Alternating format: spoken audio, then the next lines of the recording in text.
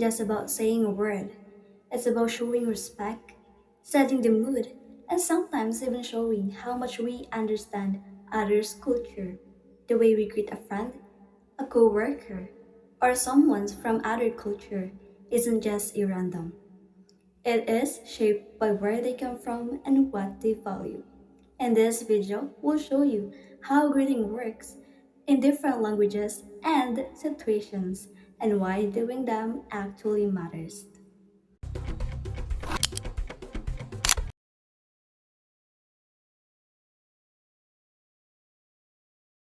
Excuse me, is this seat taken? No, go ahead and take a seat. Thanks, I'm new here by the way. Really? Welcome. I'm Princess. I'm Angel, nice to meet you. Nice to meet you too.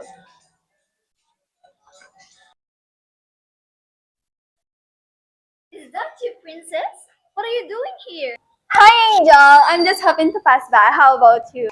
Me too. By the way, it's nice to see you again. Yeah. See you around. See you around. Kamusta ka na, te? Ayos ka lang ba? Hindi eh.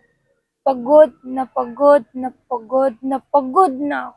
Alam mo, kailangan mo rin ng pahinga minsan. Kaya tara, gala na tayo. Pangako, hindi ka magsisisi. Salamat ha, palagi ka nandito para sa akin. Naku ba? Ako lang to.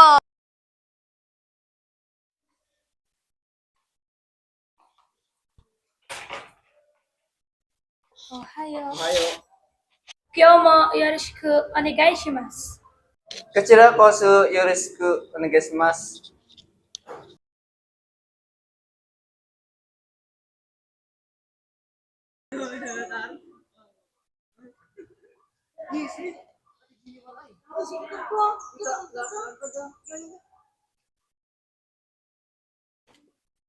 Kamusta ate Jenny? Nanti, Bibag talaga nung na. Ay, saklabat. Si kayo ay. punya ayos kami labat. Ikaw ka mo dyan ate Jenny. Wala alaga ng kulabat. Ate Jenny, meron kayong makano. Sige, labat. Kami kakaalagay. Hola amigo, buenos días. Buenos días, ¿cómo está? Muy bien, gracias. ¿Y tú? También muy bien, gracias. Me alegre verte. Igualmente. Because at the end of the day, being acknowledged can be the moment someone remembers they matter.